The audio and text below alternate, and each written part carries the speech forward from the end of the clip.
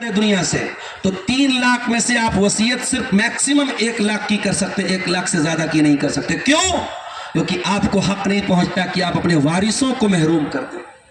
تو شریعت کہتی ہے کفن دفن کے بعد اور میت کے قرضوں کو ادا کرنے کے بعد تیسرا کام کیا کرنا ہے؟ وصیت پر عمل کرنا ہے، اور وصیت پر عمل کرنے کے بعد چوتھا کام کیا کرنا ہے؟ وراثت کو بانٹ دینا ہے۔ اور یہ بھی یاد رکھو، وراثت کے بارے میں ہمارے یہاں بہت سے گئے، مرنے والے کے زیورات عام طور سے بیٹیوں کو دے دیے جاتے ہیں، اماں کا کہنا ہے بیٹیاں بانٹ لیتی ہیں، زمین اور جائیداد بیٹے بانٹ لیتے ہیں۔ یہ ساری چیزیں غلط ہیں۔ شریعت میں وراثت میں چاہے وہ جویلری کی شکل میں ہو، چاہے وہ زمین کی شکل میں ہو، چاہے وہ گھر کی شکل میں ہو، چاہے وہ کیش رقم کی شکل میں ہو، شریعت میں جو وراثت ہے سب کے لیے کامن ہے۔ اس لیے کسی عالم سے مسئلہ پوچھو، ہمارے والد کا انتقال ہوا، اتنے بھائی ہیں، اتنی بہن ہیں، والدہ ہیں، فلاں ہیں، کس کا کتنا حق بنتا ہے۔ اور عالم جب قرآن کی روشنی میں فتویٰ دے دے بس اس پر عمل کر لو میرے بھائی۔ اگر نہیں کرو گے تو سن لو، اللہ کے نبی کی حدیث سناتا ہوں۔ اللہ کے نبی نے فرمایا کہ تم ضرور حقداروں کو ان کا حق دے دو، ورنہ نہیں دو گے حتیٰ یقاد للشاة الجلحاء من الشاة القرناء، قیامت کے دن بغیر سینگ والی بکری سے بھی قصاص لیا جائے۔ سینگ والی بکری نے اگر بغیر سینگ والی بکری کو مارا ہے، بکری تھی، جانور تھی، بے زبان تھی، اللہ اس سے قصاص لے گا۔ تم انسان تھے، تم سمجھدار تھے، تم ذی شعور تھے، تم نے بہن کا حق مارا، تم نے بیٹی کا حق مارا، تم نے بھائی کا حق مارا، تم نے بھتیجے کا حق مارا، تم نے اپنوں کا حق مارا، تو اس کا حساب دینا پڑے گا میرے پیارے ساتھی۔ دنیا میں آپ حج کرنے جاتے ہیں، انڈیا کا روپیہ سعودی میں نہیں چلتا۔ میں عمرہ کرنے گیا، ہماری فلائٹ ڈائریکٹ نہیں تھی، راستے میں دبئی سے ہماری فلائٹ بیچ میں سے چینج کر رہا تھا۔ میں انڈیا سے ایئرپورٹ سے ریال لے کر کے گیا تھا، دبئی میں نے ریال دینے کی کوشش کی، ایئرپورٹ پر کچھ کھانے پینے کے لیے دکاندار بولا کہ نہیں صاحب یہاں ریال نہیں چلے گا، یہاں روپیہ بھی نہیں چلے گا، آپ اس وقت یونائٹڈ عرب اماراتس میں ہیں، یہاں پہ آپ کو UAE کا جو درہم چلتا ہے، دبئی کا جو درہم چلتا ہے وہ چلے گا۔ ہر ملک کی اپنی ایک کرنسی ہے، ہر دیش کا اپنا ایک سکہ ہے۔ انڈیا کا پیسہ سعودی میں نہیں چلے گا، سعودی کا ریال انڈیا میں آپ نہیں چلا پائیں گے، ایکسچینج کرنا پڑے گا۔ دنیا میں آپ نے زمین کسی کی ہڑپ لی، پیسہ کسی کا لے لیا، کسی کا حق مار لیا۔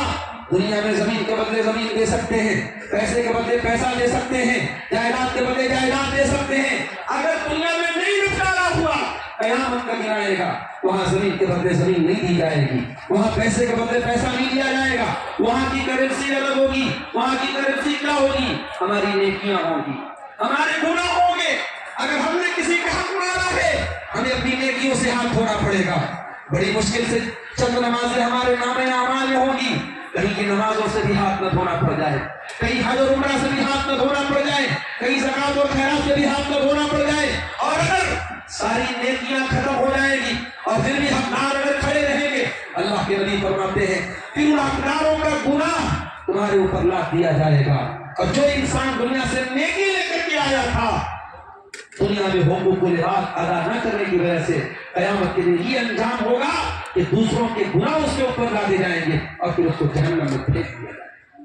میرے بھائیوں، بہت بڑا معاملہ ہے۔ حقوق العباد کی جب تک ہم اصلاح نہیں کریں گے، سماج اور معاشرے کی اصلاح نہیں ہوگی۔ اور اگر آپ نے اصلاح معاشرہ کا موضوع دیا ہے تو ہم ایک اور چیز کی طرف بھی آپ کی توجہ لے کے جانا چاہتے ہیں۔ اسی سماج اور معاشرے میں ہم یہ دیکھتے ہیں بعض لوگ بڑے دیندار ہیں، نمازی بھی ہیں، چہرے پر شرعی داڑھی بھی ہے، مگر ان کا اخلاقی معاملہ بڑا خراب ہے، اخلاق بڑا خراب ہے، لوگوں کے ساتھ ان کا بیہیویئر بہت خراب ہے، ان کی گفتگو، ان کی بات چیت میں تکبر ہے، رعونت ہے، ذرا سی بات پہ اکڑ ہے، کسی کو دولت پر ناز ہے، کسی کو ذات اور برادری پہ ناز ہے، کسی کو سماج کے اسٹیٹس پہ ناز ہے۔ تب ٹھاٹ پڑا رہ جائے گا جب لاب چلے گا بنجارا۔ اے زمین و جائیداد پر ناز کرنے والے، اے دولت پر ناز کرنے والے، تیری دولت یہی رہ جائے گی، जा के देख कब्रिस्तान में, जाके देख सिकंदर की कब्र, जाके देख दारा की कब्र, जाके देख ये सिकंदर सा फातेह और ये दारा सा पहलवान और ये कारून जैसा पैसे वाला, सब मनो मिट्टी के बीच एक कफन हो गए, जमीन सबको निगल गई। मेरे प्यारे साथी, सब छोड़ के जाएगा। अपनी दौलत पे नाज न कर, अपनी ताकत पे नाज न कर, अपनी खूबसूरती पे नाज न कर, गुरूर न कर। अल्लाह को गुरूर करने वाले लोग पसंद नहीं है। वला तमशी फिल अर्ज़ि मरहा, जमीन में अकड़ करके न चल। इन्नका लन तखरिकल अर्ज़, तू जमीन को फाड़ नहीं सकता।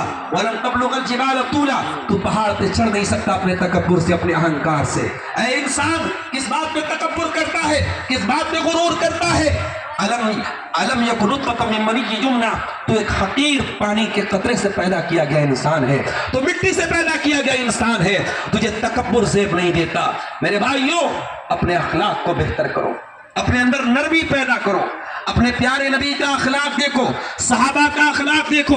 अल्लाह कुरान में कहता है, मेरे नेक बंदों की पहचान ये है, व इबादुर रहमानिल्लज़ीना यमशूना अलल अर्ज़ि हौना, मेरे नेक बंदे जब जमीन पे चलते हैं तो नरम चाल चलते हैं, उनकी चाल में नरमी होती है, वह बाअखलाक होते हैं। व इज़ा खातबहुमुल जाहिलून क़ालू सलामा, वो जाहिल का जवाब जहालत से नहीं देते, वो ईंट का जवाब पत्थर से नहीं देते, वो शेर का जवाब सवा शेर से नहीं देते, वो अखलाक से जवाब देते हैं। मेरे नबी ने कैसे जवाब दिया था?